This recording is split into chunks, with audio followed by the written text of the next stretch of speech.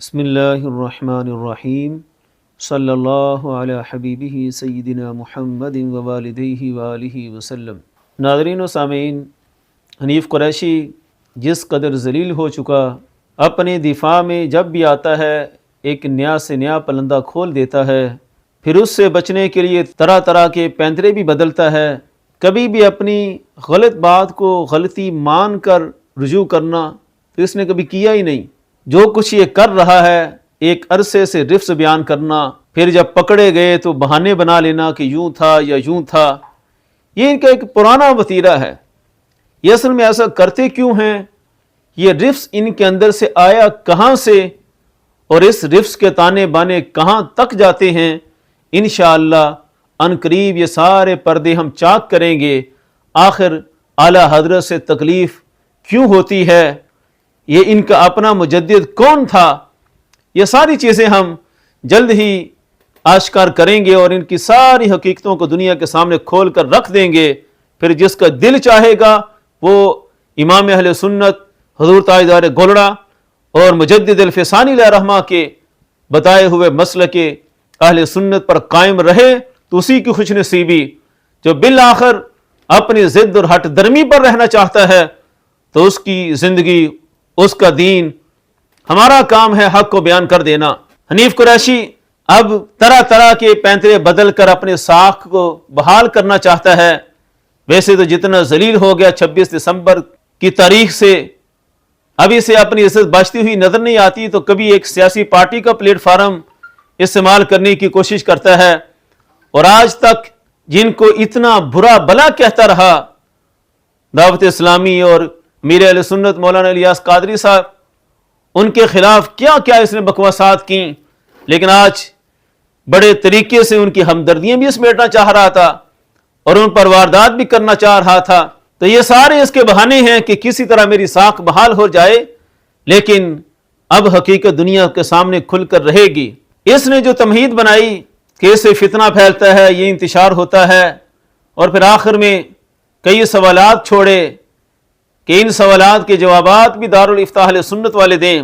ہم کہتے ہیں فتنہ انتشار کو ختم کرنے کے لیے جتنا ہم نے زور لگایا خدا جانتا ہے، اور ہمیں دیکھنے سننے والے سارے جانتے ہیں کہ ہم نے کس کس پلیٹ فارم پر جا کر اپنا موقع پیش کرنے کا ارادہ ظاہر کیا، بھرپور عزم پیش کیا، لیکن کسی موقع پر بھی یہ بیٹھنے کے لیے تیار نہیں ہوئے۔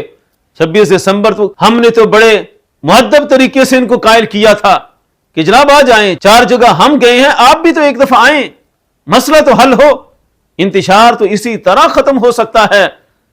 لیکن جن کا مقصد ہی انتشار ہو، جن کا مقصد ہی فتنہ ہو، اور سیدہ طیبہ طاہرہ رضی اللہ تعالی عنہا کی آڑ لے کر تو جن کا مقصد ہی انتشار ہو، اور جن کو اپنی 30 سالہ 40 سالہ محنت پر پانی پھرتا نظر آ رہا ہو، امام جلالی کی ضرب رضوی سے انہوں نے تو سیدہ طیبہ طاہرہ رضی اللہ تعالی عنہا کی ذات کو آڑ بنایا اور اپنے مشن کو آگے بڑھانے کے لیے طرح طرح کے بہانے تراشے۔ یہ سب سازش ہے ان کی۔ اگر فتنہ ختم کرنا ہے تو ہم نے تو آج تک دعوتیں دیں، پھر دعوت دیتے ہیں کہ آ جاؤ کسی مشترکہ پلیٹ فارم پر۔ کہاں گیا تمہارا اویس ربانی؟ اسے بھی لاؤ میدان میں۔ جو بھی تمہیں قائل کرتا ہے کسی میدان میں بیٹھنے کے لیے تیار ہوتے ہو، بیٹھو سامنے، لیکن اس طرف نہیں آتا۔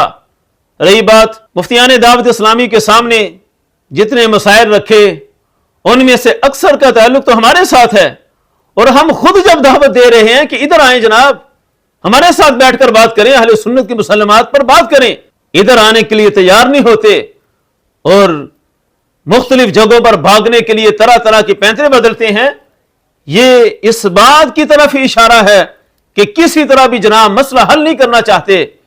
باقی چونکہ اسے عوام کو بیوقوف بنانے کا ملکہ بہت حاصل ہے، ویسے ہی رافضیت چونکہ سرایت کر گئی ہے، اور رافضیت کا تو سارا مدار ہی عقلی، منطقی اور عوامی استدلال پر ہے کہ عوام کو دھوکہ دینے کے لیے باتیں بنانا، ایسے ہے ویسے ہے۔ تو یہ بھی چونکہ عوام کو دھوکہ دینے کے لیے بات کو آگے پیچھے سے کاٹ کر اپنے مطلب کے استدلال پیش کر کے کہنا کہ یہ بات ان کی ہے تو یہ ہے وہ ہے۔ کتابوں کے ساتھ حنیف قریشی میدان میں آئے سامنا کرنا تو اس کے بس کی بات بھی نہیں ہے. اگر کلپوں میں بھی آنا ہے تو کتابیں لے کر آئے. تو حنیف قریشی نے جتنے اعتراضات پیش کیے ان کا ہم سلسلہ وار ایک ایک کر کے مدلل طریقے سے اہل سنت کی مسلمات سے جواب دیں گے. اور جو صراحتاً جھوٹ بولے حنیف قریشی نے اور وہ معاملات کی جن کا حقیقت سے تعلق ہی بھی نہیں اور جن سے رجوع بھی ہو چکا ان کو اچھالنا، ہم تو پھر کہیں گے کہ بس لعنت اللہ علی الکاذبین، یہی کہہ کر ہم آگے بڑھیں گے. آج سب سے پہلے اس موضوع کو حل کرتے ہیں کہ میرے کلپ کو اس نے بار بار چلایا، پہلے بھی اپنے بیانات میں لگایا کہ یہ دیکھیں جناب ایک نیا مسئلہ انہوں نے بیان کر دیا کہ خطا اجتہادی جہاں نہ بھی ہو وہاں بھی منسوب کر دی جائے تو بے ادبی گستاخی نہیں ہوتی. اس پر پھر یہ میرا قانون تھا تو میرے قانون پر مدار رکھا اپنی بات کو کہ جناب پھر میں نے سیدنا صدیق اکبر رضی اللہ تعالیٰ عنہ کی طرف غلطی کی نسبت کر دی ہے تو پھر گستاخی کیوں؟ ان کا تو قانون ہے کہ نہ بھی ہو تو منسوب کر دی جائے تو گستاخی نہیں بنتی. اب یہ چونکہ میرا قانون ہے، حنیف قریشی کے پاس اس قانون کی کوئی دلیل نہیں ہے، نہ اس کے پاس کوئی کتاب ہے، نہ اس کے پاس کوئی حوالہ ہے، نہ اس نے کبھی یہ قانون پڑھا ہوگا. تو میرا قانون لگا کر تسلیم کر رہا ہے کہ یہ ایک قانون ہے اور اس کے مطابق میرے قول کو گستاخی نہ قرار دیا جائے. پہلی بات تو یہ ہے کہ یہ میرا قانون اگر بیان کیا ہے تو پھر مجھ سے ہی پوچھئے کہ قانون ہے کیا، باقی یہ میرا ہے نہیں. سننے والے یہ مت سمجھے کہ میں اپنی طرف سے کچھ گڑ رہا ہوں، یہ تو حنیف قریشی اور وافظ کی عادت ہے کہ بڑا ملکہ ہے ان کو چیزیں گھڑنے کا. ہم جو بیان کریں گے انشاءاللہ کتابوں سے بیان کریں گے، اپنے مشائخ کی کتب سے بیان کریں گے. تو ہم اپنے قانون کی وضاحت پہلے کر دیتے ہیں، پھر حنیف قریشی اپنی بات کو ہمارے قانون پر تولے. قانون ہمارا یہ ہے جو بزرگوں کی کتب سے ماخوذ ہے کہ مسئلہ اجتہادی میں، اور جب میں بیان کر رہا تھا تب بھی مسئلہ اجتہادی ہی بیان ہو رہا تھا کہ مسئلہ اجتہاد میں اگر کسی کی طرف خطا اجتہادی کی نسبت کر دی جائے اور نفس الامر اور واقع میں وہ خطا اجتہادی نہ بھی ہو تو پھر بھی گستاخی اور بے ادبی نہیں ہوتی. لیکن یہ تب ہے جب اجتہاد ہو. اجتہاد کے بغیر یہ مسئلہ نہیں ہے کہ صریح نص، قطعی ثبوت، قطعی دلالہ اس کے مطابق جب ایک عمل کیا جا رہا ہو اس وقت یہ صورت نہیں ہے کہ اگر خطا اجتہادی منسوب کی جائے تو گستاخی نہ ہو. وہاں تو اجتہاد ہے ہی نہیں، خطا اجتہادی کا تعلق تو مسئلہ اجتہاد کے ساتھ ہے. اب یہ بات ذہن میں رکھنی ہے کہ ہمارے قانون کا تعلق فقط اور فقط مسئلہ اجتہاد کے ساتھ ہے. اب میں بیان کرتا ہوں کہ میرا قانون ہے کہاں پر. یہ میرے ہاتھ میں موجود ہے، مکتوبات طیبات حضور تاجدار گولڑا سیدنا پیر مہر علی شاہ صاحب کے مکتوبات. آج شکر ہے یہ تاجدار گولڑا سب کو لکھ کر گئے. ان بدبختوں کے سامنے تو اعلی حضرت کو بھی پیش کیا جاتا آج تو ایک چمن زمان گالیاں دے رہا ہوتا، دوسرا لال سرکار وہ مجھے تکلیف ہوتی ہے کہ چیخیں مار رہا ہوتا، ادھر بھی چیخیں ماریں. یہ بھی حضور اعلیٰ ہیں. ساری دنیا سید عالم صلی اللہ علیہ وسلم کو حضور کہتی ہے اور واحد ہستی تاجدار گولڑا ہیں جنہیں حضور اعلیٰ کہا جاتا ہے. ادھر بھی چیخ ماریں، ایک تکلیف ادھر بھی بنتی ہے لیکن نہیں ماریں گے. گولڑے والوں سے کچھ مفادات ابھی مطلوب ہیں، جو جب تک مفادات ہیں تو تب تک تکلیف نہیں ہوگی. یہ صرف مفادات کا دین ہے، قرآن و سنت کا دین کچھ اور ہوتا ہے. تو یہ ہیں جناب مکتوبات. اس میں ایک مسئلہ چھڑا جس سے میں نے بیان کیا تھا اور کئی دفعہ میں نے اس کو بیان کیا. مسئلہ یہ چھڑا گیا کہ شیخ اکبر حضرت شیخ محی الدین ابن العربی رحمت اللہ تعالی علیہ آپ نے اپنے مکاشفات میں یہ بیان کر دیا کہ سیدنا ابراہیم علیہ السلام نے اپنے بیٹے کو جو ذبح کرنے کا ارادہ کیا تھا، اس پر تاجدار گولڑا علیہ الرحمہ فرماتے ہیں اصل مسئلہ حضور شیخ اکبر نے چھیڑا. شیخ اکبر علیہ الرحمہ نے فرمایا کہ حضرت ابراہیم علیہ السلام آپ کو دراصل حکم ہی مینڈا ذبح کرنے کا ہوا تھا. اب یہ مسئلہ بڑا پیچیدہ ہے سمجھنے کا. قرآن مجید میں ہے کہ انی اذبحک، کہ ابراہیم علیہ السلام نے اپنے لخت جگر سے کہا کہ بیٹا میں نے خواب میں دیکھا کہ تمہیں ذبح کر رہا ہوں. اور شیخ اکبر نے فرمایا کہ ابراہیم علیہ السلام کو حکم ہی مینڈا ذبح کرنے کا ہوا تھا. ہاں اس خواب کی جب تعبیر کرنے لگے تو تعبیر میں حضرت ابراہیم علیہ السلام نے اپنے بیٹے کو سمجھ لیا. اب یہ ہے شیخ اکبر کا موقف. تو پیر میر علی شاہ صاحب کے سامنے کسی بندے نے شیخ کی وہی عبارتیں رکھ کر یہ مسئلہ پوچھا کہ شیخ اکبر اور ان کی فصوص حکم چگونا قابل اعتبار مانت، کہ وہ کیسے قابل اعتبار ہے کہ اس میں ابراہیم علیہ السلام کے بارے میں ایسا قول موجود ہے۔ تو اس پر پیر میر علی شاہ صاحب نے جو جواب دیا، انہوں نے بھی یہی فرمایا، یہ طویل قصہ فارسی کی عبارت میں یہی ہے، اور درمیانی عبارت بڑی قابل توجہ ہے۔ پیر صاحب فرماتے ہیں لہذا این خواب از قسم اول یعنی تعبیر طلب است، کہ انبیاء کے خواب دو طرح کے ہوتے ہیں، ایک ہوتے ہیں مکاشفہ تفصیلی اور ایک ہوتا ہے مکاشفہ اجمالی۔ مکاشفہ اجمالی میں تعبیر نبی نے خود کرنی ہوتی ہے۔ فرماتے ہیں یہ اس قسم سے تھا کہ ذبح گوسفند در صورت ذبح فرزند در عالم رویا دیدہ شد، کہ جو مینڈے کو دیکھا ذبح کرتے ہوئے وہ اپنے بیٹے کی صورت میں دیکھا۔ غلطی و وہم ابراہیمی اینجا ہمی است، یہ ہے پیر صاحب کے الفاظ۔ آج ہمیں کہتے ہو غلطی کہہ دیا، بہت بڑی گستاخی ہو گئی۔ پیر میر علی شاہ صاحب فرما رہے ہیں کہ ابراہیم علیہ السلام کا یہی وہم اور یہی غلطی تھی کہ انہوں نے اپنے بیٹے کو دیکھتے ہوئے یہ سمجھ لیا کہ بیٹا ہی ذبح کرنا ہے۔ یہ پیر صاحب کا موقف ہے شیخ اکبر کی تائید میں، جبکہ فرماتے ہیں اصل حکم مینڈے کو ذبح کرنے کا تھا۔ اب یہ بڑی فنی بحث ہے۔ المختصر ہم اتنا پوچھیں گے کہ آج تک کبھی کسی نے بیان کیا ہے کہ ابراہیم علیہ السلام کو یہ خطا اجتہادی لگی تھی؟ تمام تفسیر اٹھا کر دیکھیں، قد صدقت الرؤیا انی اذبحک فانظر ماذا ترى، ان ساری آیات سے کیا واضح ہے، کتنی واضح نصوص ہیں کہ ابراہیم علیہ السلام نے جو دیکھا تھا وہ یہی تھا۔ لیکن شیخ اکبر حضرت محی الدین ابن العربی رحمت اللہ تعالی علیہ وہ واحد شخصیت ہیں جنہوں نے یہ فرما دیا کہ نہیں، ابراہیم علیہ السلام کی اس مقام پر خطا اجتہادی لگی۔ اب یہ ہیں ہمارے الفاظ۔ پیر میر علی شاہ صاحب تو ڈائریکٹ وہم اور غلطی کہہ رہے ہیں۔ یہ ہوتا ہے بزرگوں کا طریقہ اور بزرگوں کا ادب کہ انہوں نے جو بات کی ہے اس کو ادب کے دائرے میں رہ کر سمجھا جائے، یہ نہیں کہ طوفان برپا کر دیا جائے اور جناب یہ ہو گیا وہ ہو گیا۔ ہم کہیں گے کہ وہ غلطی بھی لکھ رہے ہیں کہ تو مراد خطا اجتہادی ہے، کیونکہ مسئلہ اجتہاد کا تھا۔ اب یہ ہے میرا موقف۔ اب چونکہ یہ خواب تھا اور یہ مکاشفہ اجمالی تھا، تفصیلی نہیں تھا۔ وحی میں جو مکاشفہ تفصیلی ہوتا ہے وہ عینی ہوتا ہے، اور جو مکاشفہ عینی ہوتا ہے اس میں رائے کی گنجائش نہیں ہوتی، وہ جس طرح نظر آتا ہے بعین ہی وہی ہوتا ہے۔ اور ایک ہوتا ہے مکاشفہ اجمالی، اس میں تعبیر کرنا یہ اللہ کے نبی کے ذمہ ہوتا ہے۔ جو انبیاء کے خواب کا مسئلہ ہے کہ وحی ہوتے ہیں، اس کی بھی وضاحت پیر صاحب فرما رہے ہیں۔ اب یہ مکاشفہ تھا۔ پیر میر علی شاہ صاحب علیہ الرحمہ نے آگے خود لکھا، فرمایا آر خطا فی تعبیر منافی نیس بشان نبوت، یہ تعبیر اس قبیل وحی نیس بلکہ منشا اجتہاد است وہو قد یخطی و قد یصیب۔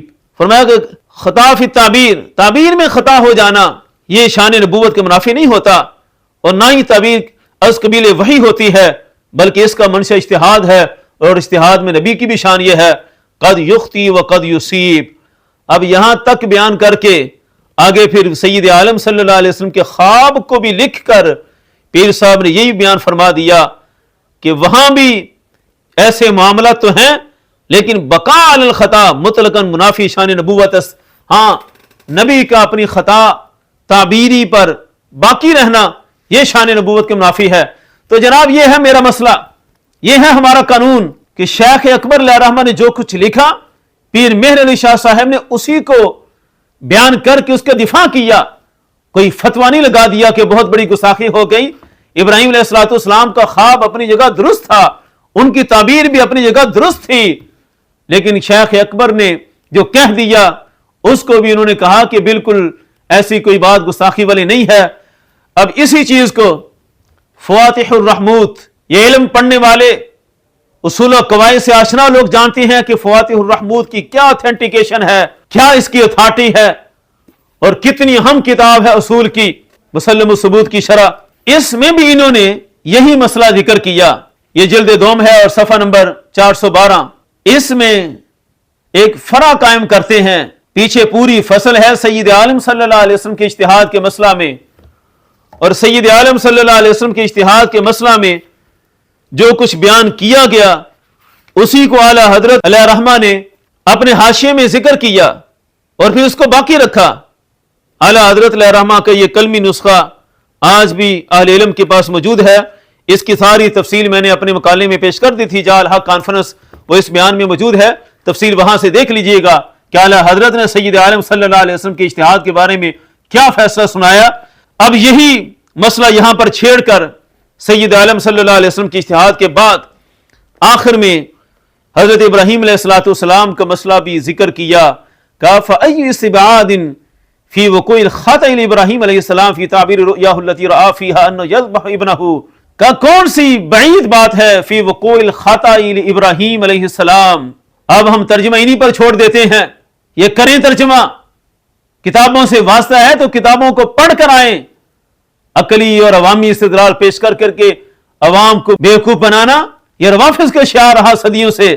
آخر میں مسئلہ وہی ہے جو پیر میر علی شاہ صاحب نے ذکر کیا، لیکن آخر میں جو بات کی وہ بڑی کمال کی کہا کہ بہت سے لوگوں نے شیخ اکبر پر تان کر دیا کہ شیخ نے کیسا مسئلہ بیان کر دیا کہ ابراہیم علیہ السلام کو خطا ہو گئی تعبیر میں. کہا کہ فمن شنا علی الشیخ الاکبر صاحب فصوص الحکم فی تجویزہ ھذا النحو من الخطا فمن قلت تدبرہ وسوء فہمہ. فرمایا جس نے شیخ اکبر کا محاکمہ کیا، شنا، ان کے بارے میں برا کلام کیا، کس مسئلے میں کہ انہوں نے اس طرح کی خطا کو جائز رکھا، یعنی جہاں خطا بنتی بھی نہیں تھی اس پر بھی انہوں نے خطا کا اطلاع کر دیا ابراہیم علیہ السلام کے مسئلہ میں. فرمایا کہ بس ہم اس بندے کو یہی کہیں گے فَمِن قِلَّةِ تَدَبُّرِهِ وَسُوءِ فَهْمِهِ، ایسے بندے کا اپنا تدبر بہت تھوڑا ہے. سادہ سا ترجمہ ہے، اس کی عقل بڑی تھوڑی ہے کہ جو سمجھتا ہے کہ خطا اجتہادی جہاں نہیں تھی وہاں منسوب کر دی تو کوئی عیب ہو گیا، کوئی گستاخی ہو گئی. فرمایا ایسا بندہ عقل کا بہت تھوڑا ہے. سوء فہمہ، اور اس کا فہم بہت برا ہے، اس کی صفائی ہونی چاہیے. وَإِنَّمَا شَنَا عَلَى نَفْسِهِ، اسے چاہیے کہ اپنے آپ پر تان و تشنیع کیا کرے، اپنے آپ کو برا بلا کہے کہ اس نے یہ کتابیں پڑھی نہیں، پڑھی ہوتی تو شاید آ جاتا گھر میں بیٹھ کر حنیف قریشی ٹکرے مارے کہ مدارس میں چپڑ کناتیاں نہ کرتا ہوتا تو یہ کتابیں پڑھی ہوتی.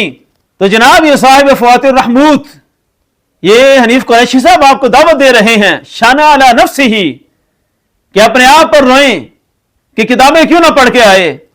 وصار بحیث یضحک من صنعہ ھذا الصبیان، یہ تو کمال کی بات کی شیخ نے. یہ بڑا رو رہا تھا کہ میرے میم بنائے گئے، میرا مذاق اڑایا گیا. 3 سال جتنا کچھ انہوں نے امام جلالی سے کیا وہ بھول گئے سارا تماشا. آج کہتے ہیں میرے میم بنتے ہیں. تو یہ حضرت فرما رہے ہیں کہ سارا بحیث، کہ ایسا بندہ جو اس معاملے میں تان و تشنیع کرتا ہے شیخ اکبر پر، فرمایا وہ اس مقام پر ہے کہ یضحک من صنعہ ھذا الصبیان، کہ اس بندے کی ایسی کرتوتوں سے تو بچے بھی ہنستے ہیں. کس نلائق کو اتنا بھی نہیں پتا کہ شیخ نے تو خطا اجتہادی ہی منسوب کی ہے، کون سا کوئی کبیرہ گناہ منسوب کر دیا ابراہیم علیہ السلام پر. تو جن میموں سے کہتا تھا لوگ ہنستے ہیں، اس زمانے میں بھی یہ میم تھی. تو جناب کتابی زمانے میں یہی میم تھی کہ مثلا کتابوں میں لکھ کر گئے کہ ایسے بندے سے ہمارے بچے بھی ہنستے ہیں، کہ بچوں کو بھی پتا ہے کہ خطا اجتہادی عیب نہیں، خطا اجتہادی تان نہیں، خطا اجتہادی کوئی تنقید نہیں. اور سارا کچھ ان بدبختوں نے روافض سے لے کر بنا دیا. یہ شیخ نے واضح طور پر فرما دیا کہ بچے بھی ہنستے ہیں کہ ایسے نلائق بھی اہل سنت میں آنے تھے. تو حنیف قریشی صاحب کتابوں سے واسطہ رکھیں، اور یہ مسئلہ بالکل واضح ہے کہ خطا اجتہادی چونکہ عیب نہیں ہے، جو بھی ہے بالآخر باعث اجر ہے اور اہل سنت کا مسلمہ اصول ہے، تو لہذا جہاں نہ بھی ہو وہاں منسوب کر دی جائے تو کوئی عیب نہیں. تو ہمارا قانون یہ ہے کہ مسئلہ اجتہاد میں اس بات کو مد نظر رکھ کر بیان کرنا. یہ یہودیوں کی عادت چھوڑ دو کہ اپنے مطلب کی بات کو اپنی طرف پھیر لینا. میرا جو قانون تھا وہ میرا ہی ہے، وہ میں ہی بیان کروں گا کہ کیا بیان کیا. میں زندہ ہوں، سلامت ہوں، انشاءاللہ آخر تک تمہیں روندنے تک رہوں گا انشاءاللہ. تو ہمارا قانون ہم بیان کر رہے ہیں کہ مسئلہ اجتہاد میں. باقی رہا سیدنا صدیق اکبر رضی اللہ تعالیٰ عنہ کا مسئلہ کہ ان کی طرف پھر کیوں نہیں منسوب ہو سکتی، تو اس پر ہم تفصیل بھی بیان کریں گے. مختصراً عرض یہ ہے کہ مسئلہ فدق میں صدیق اکبر رضی اللہ تعالیٰ عنہ کا اجتہاد تھا ہی نہیں. اجتہاد صرف سیدہ فاطمہ الزہرا رضی اللہ تعالیٰ عنہ کا تھا. سیدنا صدیق اکبر رضی اللہ تعالیٰ عنہ کے سامنے بالکل نص موجود تھی، اور جہاں نص ہو وہاں تو اجتہاد ہوتا ہی نہیں. اتنا بھی پتا ہوتا تو آج یہ باتیں نہ کرتا. اجتہاد کے لیے تو ہوتا ہی ہے کہ نص صراحتاً نہ ہو. وہ تو نص پر عمل کر رہے تھے، لہذا وہاں اجتہاد تھا ہی نہیں، تو وہاں غلطی کی بات کرنا، پھر اس طرف لے جانا، میرے قانون کے اوپر لینا، وہاں سب کچھ ہو ہی نہیں سکتا. مزید تفصیل بھی انشاءاللہ ہم یہ بیان کریں گے. باقی بھی حنیف قریشی نے جتنے بھی اعتراضات اٹھائے سب کا جواب انشاءاللہ کس بار ہم مسلسل دیں گے، اور انشاءاللہ اس کے سارے مخالفتوں کا پردہ چاک کر کے رکھیں گے، اور انشاءاللہ اہل سنت کا عقیدہ سرخرو ہو کر رہے گا. ہم تو سدا اہل بیت کی غلامی میں اہل سنت کی خدمت کرتے ہیں. خدایا بحق بنی فاطمہ کہ بار کول ایما کنی خاتمہ، اگر دعوت مرد کنی ور قبول، منو دست دامان آل رسول. توحید و رسالت کا نعرہ دنیا میں لگانے نکلے ہیں. اللہ